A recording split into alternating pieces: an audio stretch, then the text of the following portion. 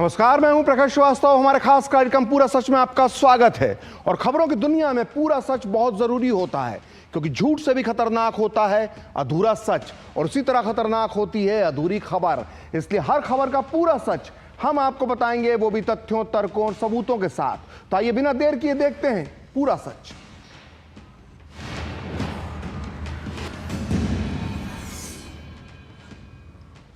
तो दिल्ली के दंगल की असली लड़ाई तो आज शुरू हुई है। इसकी दो वजह हैं। पहली तो यह कि आज दिल्ली में नामांकन दाखिल करने का आखिरी दिन था, लेकिन दूसरी सबसे महत्वपूर्ण वजह यह है कि आज बीजेपी ने अपना संकल्प पत्र जारी कर दिया है। बीजेपी ने अपने संकल्प पत्र में जिस तरह के वादे दिल्ली वालों से किए हैं, उसे देखकर आम आदमी पार्टी को जरूर चिंता हुई होगी।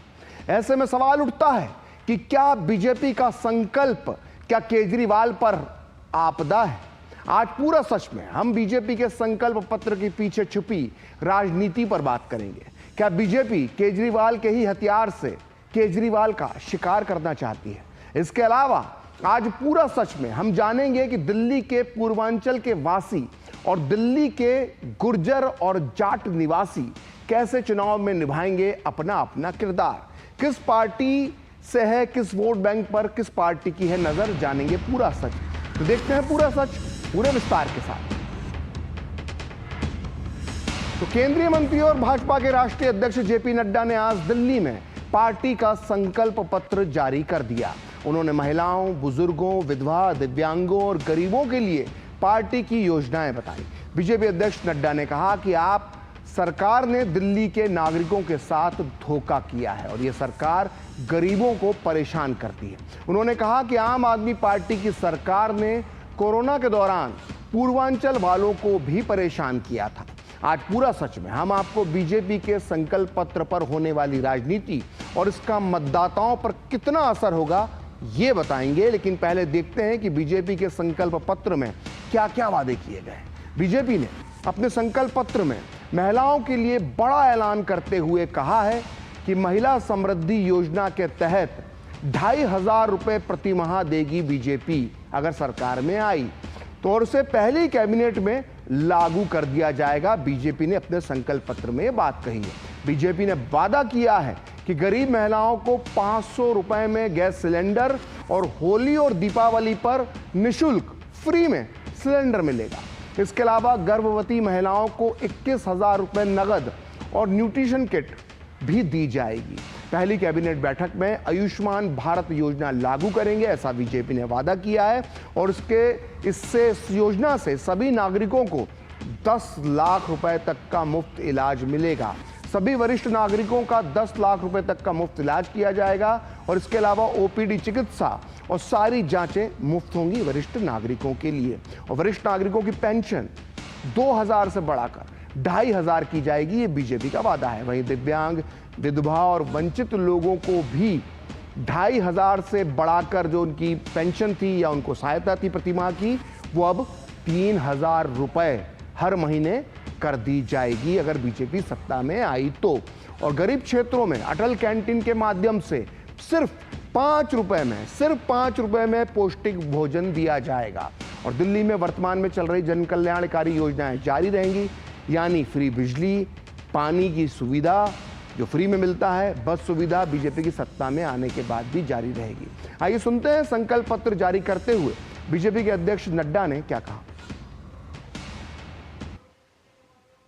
जो दिल्ली में जन कल्याण की योजनाएं चल रही हैं, वह सारी योजनाएं भारतीय जनता पार्टी की सरकार बनने पर जारी रहेंगी। महिला समृद्धि योजना के तहत प्रति माह 2,500 रुपए महिलाओं को दिया जाएगा।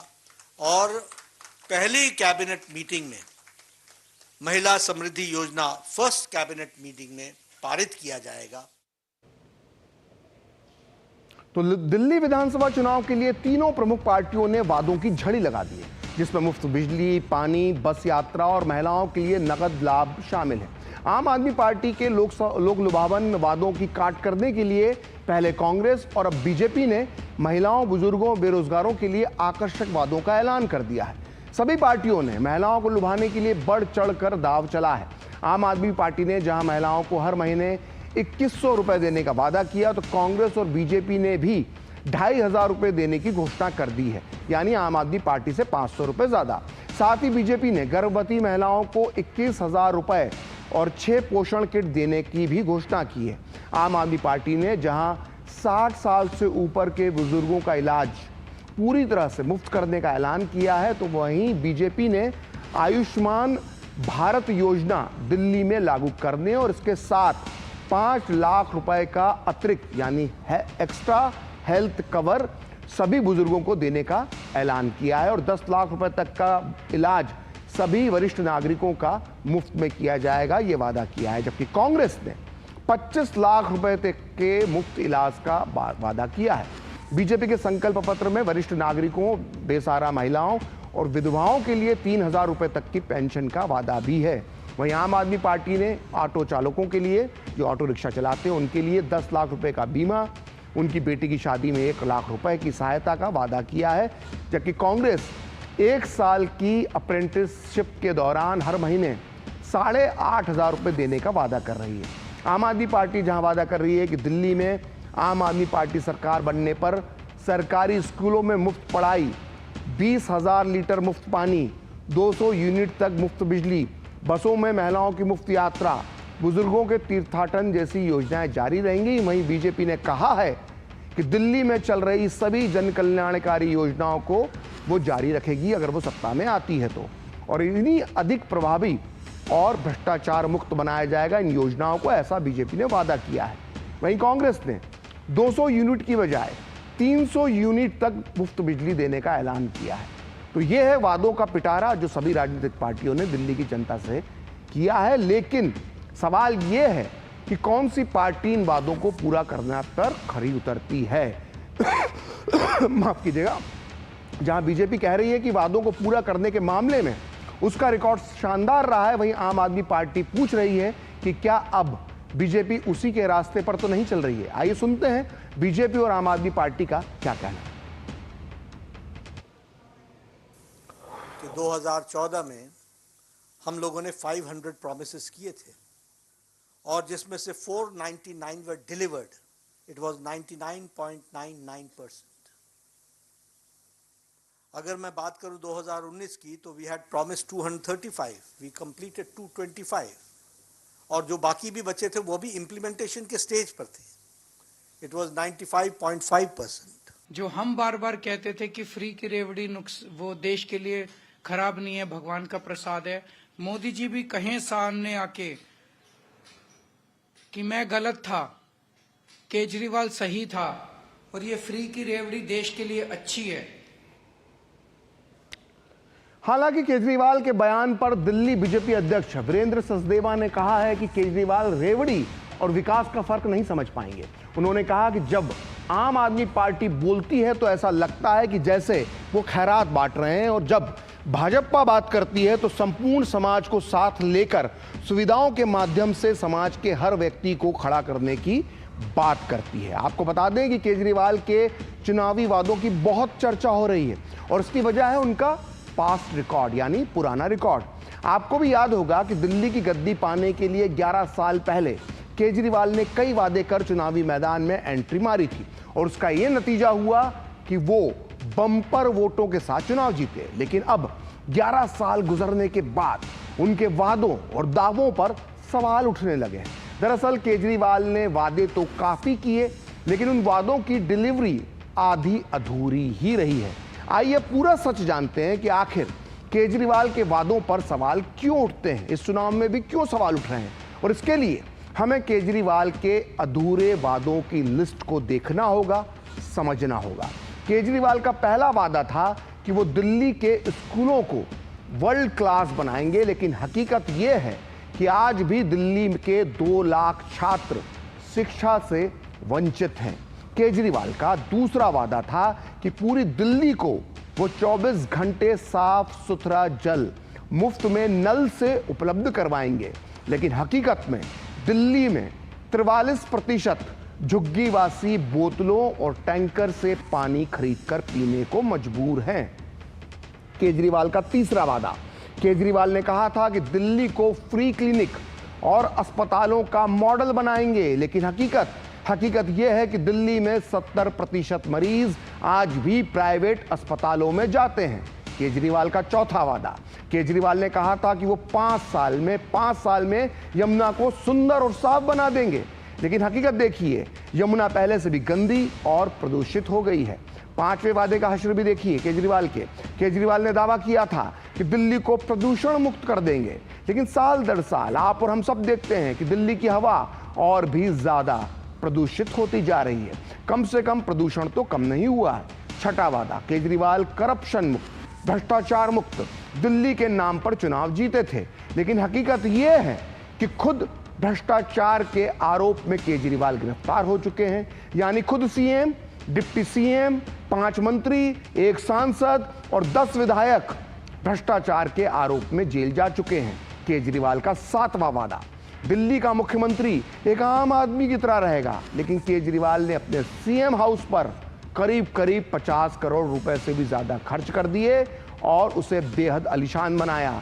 लोग अब इसे शीश महल बोलकर तंज कसते हैं। केजरीवाल का 8वां वादा, केजरीवाल ने कहा था कि दिल्ली की सड़कें लंदन और पेरिस जैसी विश्व स्तरीय बनाएंगे, वर्ल्ड क्लास बनाएंगे, लेकिन हकीकत यह है कि दिल्ली की सड़कों का बेड़ा गर्क हो चुका है।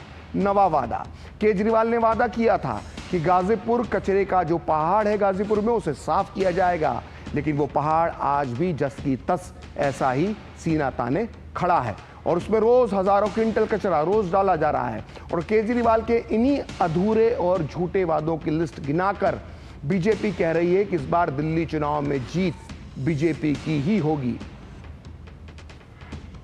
तो यह है केजरीवाल के झूठे वादों की लिस्ट। तो आइए सुनते हैं दिल्ली बीजेपी अध्यक्ष वीरेंद्र सचदेवा ने क्या कहा। 5 फरवरी को जब चुनाव होगा, आपदा का सफाया होगा, दिल्ली में बीजेपी का डबल इंजन का मुख्यमंत्री जब 8 तारीख को आएगा, उसके बाद से दिल्ली को विकास के उस पथ पर ले जाना है जहां प्रधानमंत्री नरेंद्र मोदी पूरे हिंदुस्तान को लेके जा रहे हैं। तो भारत में कहीं भी चुनाव हो, जाति की राजनीति सामने आ ही जाती है। जाति है कि जाति नहीं, यहां तक कि देश की राजधानी भी इससे अलग नहीं है, अछूती नहीं है। दिल्ली चुनाव में भी जाति के एंगल पर खूब चर्चा हो रही है और इन्हीं में से एक जाति है जाट, जिस पर हर पार्टी की नजर है। एक तरफ केजरीवाल जाटों के आरक्षण को मुद्दा बना रहे हैं, वहीं बीजेपी के पास कई जाट नेता हैं जो केजरीवाल के कार्ड को काट रहे हैं। बीजेपी के पास प्रवेश वर्मा और आप छोड़कर बीजेपी में आए कैलाश गहलोत जैसे बड़े धाकड़ नेता हैं। आइए अब आपको बताते हैं कि दिल्ली में जाट राजनीति का पूरा सच क्या है। देखिए, दिल्ली के 364 गांवों में 225 जो गांव हैं उसमें जाटों की आबादी सबसे ज्यादा है। जाट दिल्ली की करीब 40 सीटों पर, जी हां 40 सीटों पर अपना दमदार असर रखते हैं। जाटों की मांग है कि इस बार मुख्यमंत्री दिल्ली का ही रहने वाला होना चाहिए। आपको बता दें कि जाट नेता साहिब सिंह वर्मा दिल्ली के ऐसे आखिरी मुख्यमंत्री थे जो दिल्ली के ही रहने वाले थे। अगर राजनीतिक दलों की रणनीति की बात करें तो आम आदमी पार्टी भले ही जाट वोटर्स पर फोकस कर रही है, लेकिन उसके पास कोई बड़ा जाट चेहरा नहीं है। पार्टी के सीनियर लीडर और मंत्री रहे कैलाश गहलोत बीजेपी में जा चुके हैं। कैलाश गहलोत का आरोप है कि आपके अंदर उन्हें अपमानित किया जा रहा है। इसके अलावा बीजेपी के पास प्रवेश वर्मा, जो साहिब सिंह वर्मा के बेटे हैं, जैसे लोकप्रिय चेहरा भी है, जो सीधे नई दिल्ली सीट से अरविंद केजरीवाल को चुनौती दे रहे हैं। बीजेपी ने अपने 68 उम्मीदवारों में से करीब 20% टिकट जाट नेताओं को दिए हैं। तो जाटों की ही तरह दिल्ली की राजनीति में गुर्जर समाज की भी जबरदस्त पकड़ है, जबरदस्त दबदबा है। देखिए, गुर्जर समाज का गणित भी आप समझ लीजिए, गुर्जरों का एंगल समझना बहुत जरूरी है दिल्ली की राजनीति में। दिल्ली की करीब 30 से ज्यादा सीटों पर गुर्जर आबादी अपना ठीक ठाक असर रखती है। खासकर ये आबादी दिल्ली के ग्रामीण इलाकों में है। खास बात यह है कि इस बार दिल्ली चुनाव में गुर्जर समाज और जाट समाज के बीच जबरदस्त एकता नजर आ रही है। आइए अब विस्तार से दिल्ली के गुर्जर राजनीति जो दिल्ली की है उसका पूरा सच आपको बताने की कोशिश करते हैं। माना जाता है कि गुर्जर समाज के दिल्ली में करीब 100 गांव हैं। गुर्जर समाज के प्रभाव वाली सीटें छतरपुर, मुस्तफाबाद, तुगलकाबाद, गोंडा, गोकुलपुरी, ओखला, बदरपुर, कराबल नगर और पालम है। गुर्जर वोट राजनीतिक रूप से काफी जागरूक हैं और दूसरी जाति के वोटरों को भी वो प्रभावित करते हैं। गुर्जर और जाट वोटर चाहते हैं कि उनका समुदाय का ही व्यक्ति जो स्थानीय हो वही सीएम बने, मुख्यमंत्री बने। और आपके पास कोई बड़ा गुर्जर नेता उस तरह का नहीं है, लेकिन बीजेपी के पास रमेश विधुड़ी जैसा गुर्जर समाज का लोकप्रिय चेहरा है।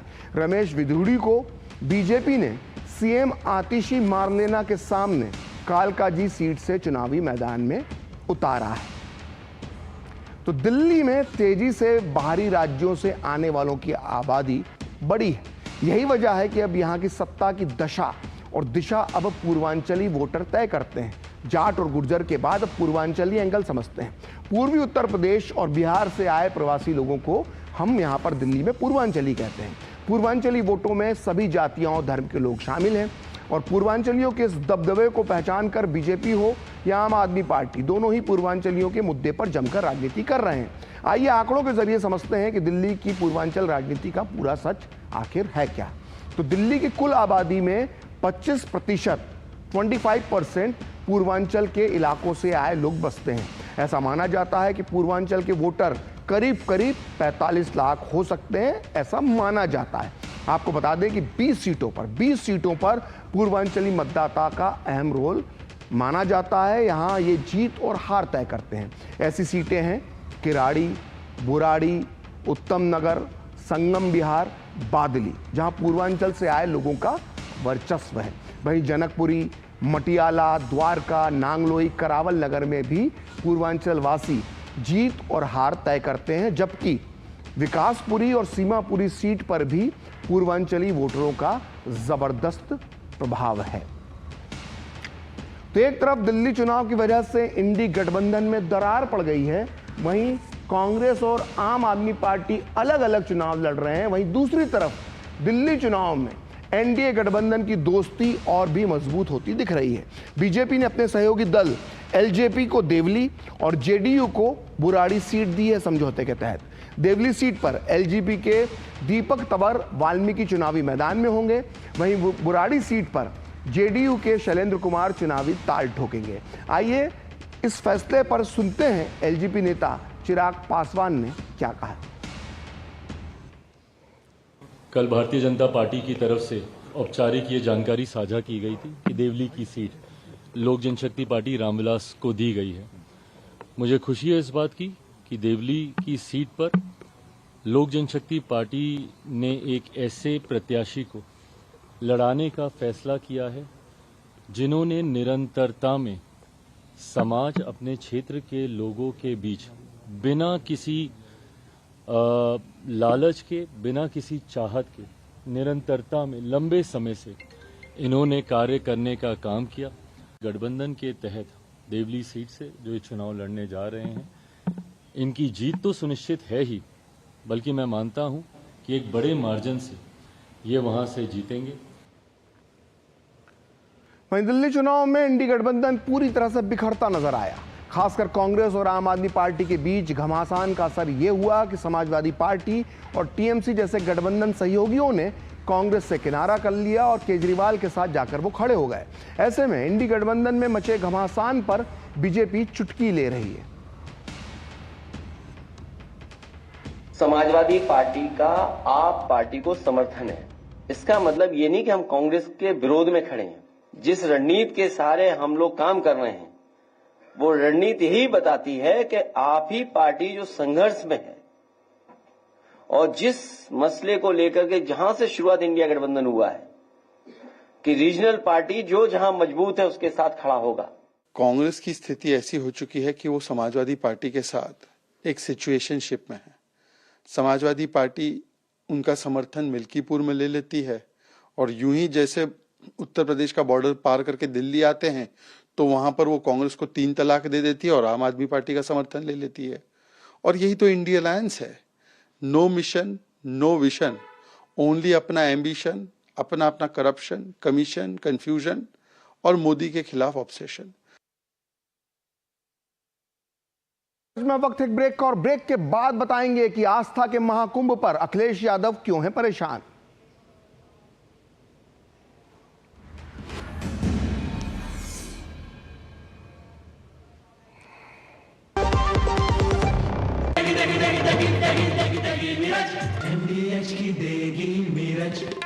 देगी मिर्च का तड़का, अंग अंग फड़का। MDH की देगी मिर्च। मुथूट फाइनेंस पेश करते हैं गोल्ड लोन मेला।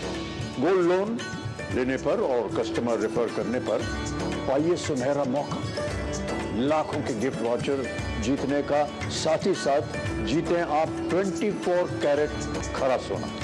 गोल्ड लोन लेने के लिए आज ही मुथूट फाइनेंस की ब्रांच में जाइए या फिर कॉल कीजिए 1-800-313-1212।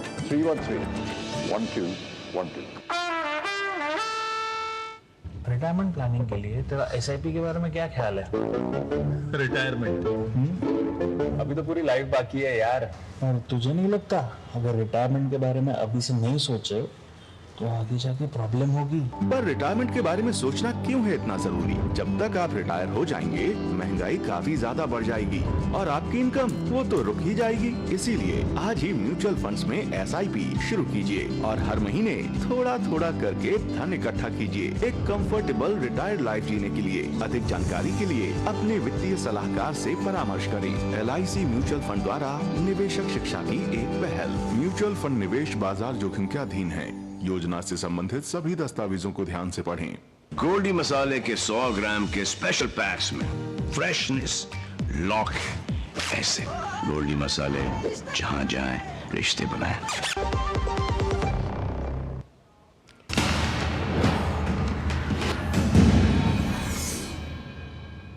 तो ब्रेक के बाद पूरा सच में आपका फिर से स्वागत है। और प्रयागराज में संगम तट पर आस्था एक तरफ दिखाई दे रही है, भक्ति का सैलाब उमड़ रहा है, तो दूसरी तरफ सियासत परेशान है और सवाल उठाने का मौका ढूंढ रही है। विदेशी मीडिया तक में महाकुंभ के आयोजन और मैनेजमेंट की जबरदस्त तारीफें की जा रही हैं। सारी दुनिया तारीफ कर रही है, लेकिन लगता है समाजवादी पार्टी इससे खुश नजर नहीं आ रही है। उनके नेता लगातार योगी सरकार पर कुंभ को लेकर, महाकुंभ को लेकर हमलावर हैं। पहले 13 जनवरी को उन्होंने सोशल मीडिया प्लेटफॉर्म X पर कुछ वीडियो साझा करते हुए लिखा कि सीधी मांग तीर्थयात्रियों की सुविधा के लिए भोजन और सिर पर साए की व्यवस्था की जाए। मतलब पहले उन्होंने महाकुंभ में व्यवस्था पर सवाल उठाए और फिर उन्होंने महाकुंभ में उमड़ रही श्रद्धालुओं की संख्या को लेकर सवाल खड़ा कर दिया।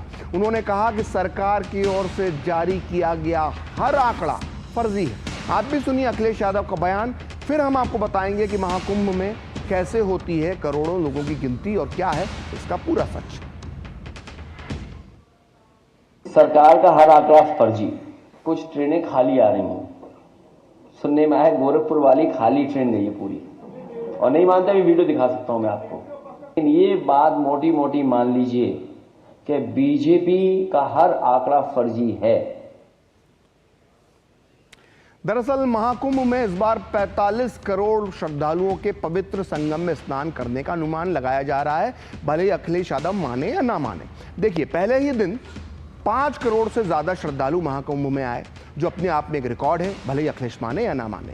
और महज 6 दिनों में अब तक 7 करोड़ से ज्यादा लोगों ने संगम त्रिवेणी में आस्था की डुबकी लगा चुके हैं, चाहे अखिलेश माने या ना माने।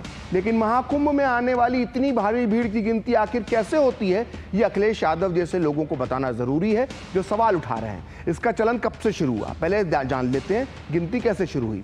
हमारी टीम को मिली जानकारी के मुताबिक 19वीं सदी से कुंभ आने वाले श्रद्धालुओं की गिनती का चलन शुरू हुआ था। ये अखिलेश जी को ध्यान से सुनना चाहिए। उस दौरान कुंभ की तरफ आने वाले या कुंभ में आने वाले अलग अलग रास्तों पर बैरिकेड्स लगाकर एक एक करके लोगों की गिनती की जाती थी।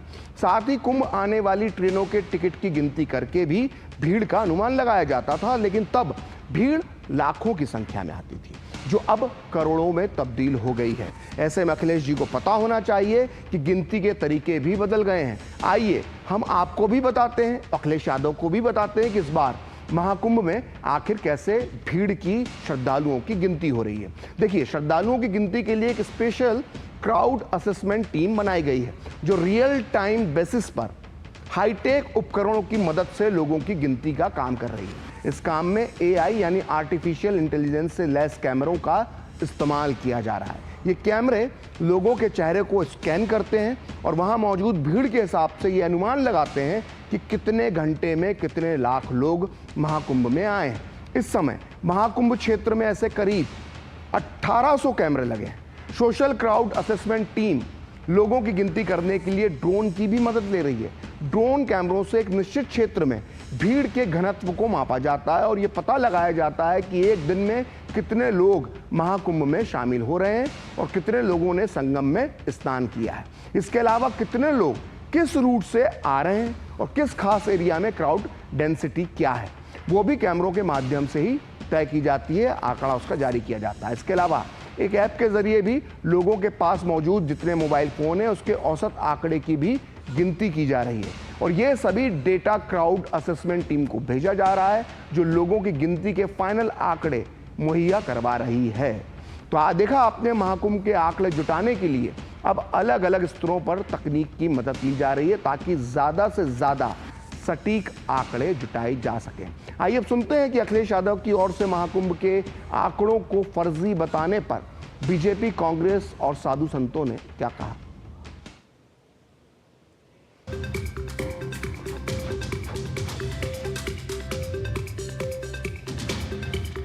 ये सब बयान देकर के वो क्या दर्शाना चाहते हैं ये वो खुद ही समझते होंगे।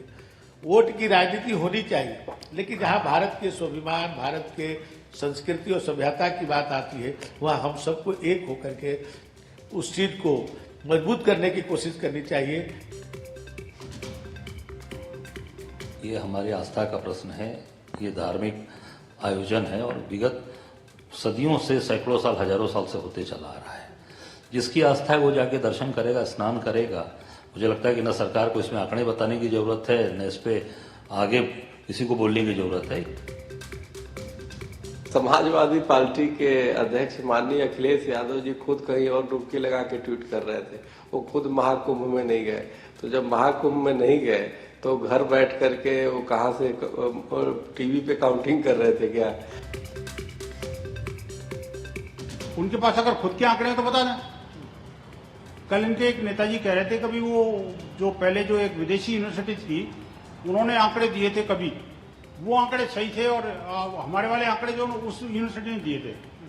तो भाई मुझे बता दो आपकी कौन सी यूनिवर्सिटी है। आखिरकार अखिलेश जी बताएं तो सही कितने आंकड़े हैं, क्या आंकड़े हैं इनके पास। बात आंकड़ों की नहीं है जी, आंकड़े इनके पास है ही नहीं।